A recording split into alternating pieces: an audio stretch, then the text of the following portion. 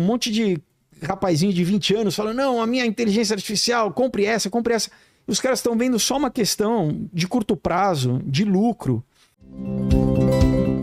Mas que, assim, socialmente, ao longo prazo, a utilização da inteligência artificial é tão nociva que, por exemplo, né, o pai da inteligência artificial que ficou trabalhando no Google, no DeepMind, que é a área de, né, o departamento de desenvolvimento de inteligência artificial, chama Geoffrey Hinton, né? Eles chamam do avô da inteligência artificial. O cara ganhou o prêmio Nobel por isso. Ele abriu mão do emprego dele, porque quando ele estava na pesquisa, quanto mais ele pesquisava, ele viu o potencial negativo. E o cara saiu e hoje ele fala publicamente contra, né? Ele e um outro cara chamado Yoshua Bengio, que também eram os dois. Esse Yoshua Bengio é o cientista de computação mais citado no mundo.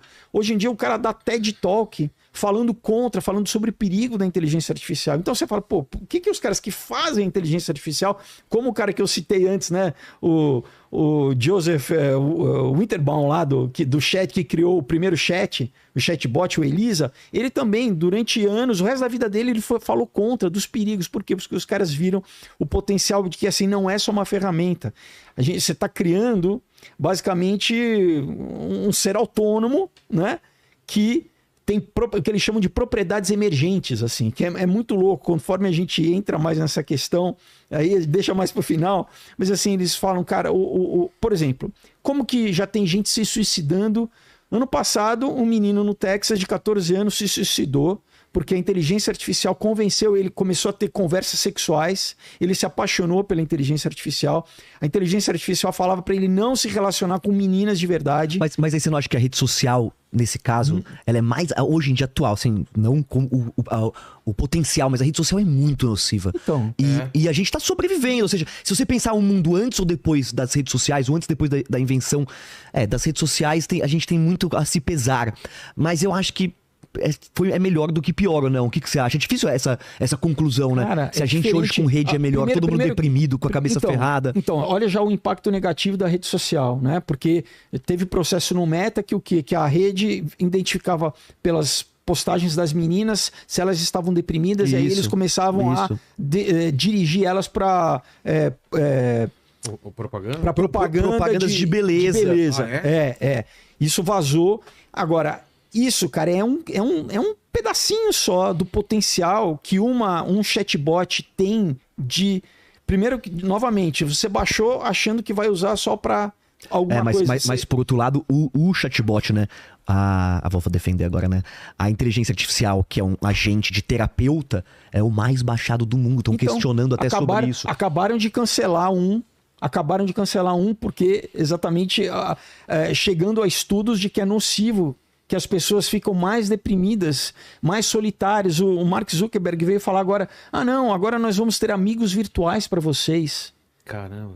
Então, você sai de uma pandemia onde as pessoas ficaram 2 anos em casa, perderam sociabilidade, né? Sem falar das crianças que, durante os anos de desenvolvimento, elas estão crescendo, inclusive com problema de fonoaudiologia, porque, né, não estavam na idade de crescimento de fala, não estavam falando. Então, esse é tão perigoso, cara, porque você tá vendo casos de pessoas se suicidando por solidão e entrando. Você acha que o chatbot vai melhorar? Piora. Isso é estudo, né? Tem aí o que eu fico falando, mas tem mesmo, né? Vai colocando, Lê. Então assim, imagina agora, né, numa possível nova pandemia que né, a gente viu. A Organização Mundial da Saúde aprovou finalmente a lei que eles vão tomar basicamente conta dos países que assinaram. Os Estados Unidos não assinou, mas o Brasil, por exemplo, assinou. Então, numa futura pandemia, não tem Congresso, não tem lei, não tem Constituição, não tem nada. Acima. Eles estão acima e eles já falaram do uso da inteligência artificial. O que o Claude fez? Ele falou que além de chantagear o cara, né, com a amante, que ele, em qualquer coisa que ele considera moralmente questionável, ele ia informar as autoridades. Então imagina uma vigilância, né? Então assim, é isso. Das pessoas. Se ele vai tá vendo todas as suas conversas, por exemplo, agora tem que se vacinar. Se né, entre amigos, você fala, poxa, eu tô com dúvida, eu não quero me vacinar alguma coisa, ele automaticamente vai contar, por exemplo, para a Organização Mundial da Saúde que mas é a parte boa. Não, tô brincando. Que você é um negacionista, que você, entendeu? Sim. Quer dizer, isso a gente chama de tecnocracia. Então, a inteligência artificial, nesse sentido, está sendo utilizada para criar essa infraestrutura de um governo totalitário que, como já tem na China, que está monitorizando e vigiando as pessoas constantemente. Então, né, o que eles falam, né, os experts, dos problemas existenciais da inteligência artificial, não é, novamente, a coisa que é muito superficial. Poxa, será que eu não posso usar? O buraco é muito mais embaixo, porque é uma forma de te atrair para usar, seja com ganho financeiro. Pô, mas eu vou ganhar isso a curto prazo, eu vou utilizar, eu vou ganhar.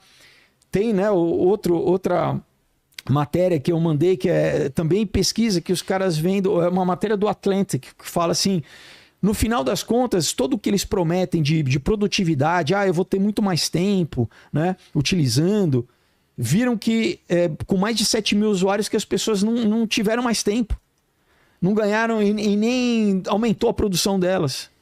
Então a questão é muito mais assim, vender um peixe, né, de te atrair para usar, e a partir do momento que você usa, você está sendo condicionado pela inteligência artificial. E o problema, além disso, é as tuas capacidades mentais, de decisão, né, de agência, estão diminuindo. Conforme você mais usa, mais você vai deixando de ter a tua capacidade tanto de criar quanto de, né, no trabalho. As pessoas, não, eu vou fazer isso deixa o chat fazer. Você está terceirizando a tua capacidade e você está desaprendendo, né? Então, tem uma outra matéria que eu trouxe aí de uma menina que se formou no high school nos Estados Unidos, ela entrou na faculdade e ela não consegue ler. Você dá um texto para ela não consegue ler porque ela tá acostumada. Mas é igual droga, né? Para mais de 18, tudo bem. Porque no sentido real, você vai pegar as crianças, os adolescentes, e vai pedir para eles fazerem trabalho de escola no chat GPT, ferrou. Essa matéria aí.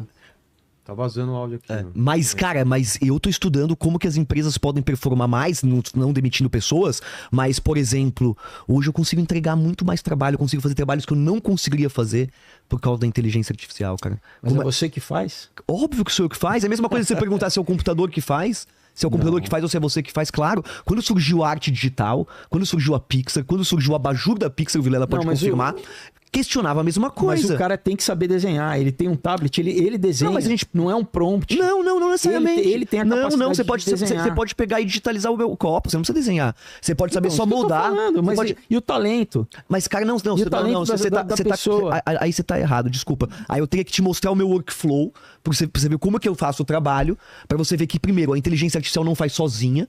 Talvez um dia ela vai fazer, mas é um mito. Ela não faz sozinha. Você não vai lá no VO2, manda fazer um negócio e ainda ela não faz sozinha, né? Não é um mito, porque, novamente, tem essa coisa dos agentes, né? Você vê...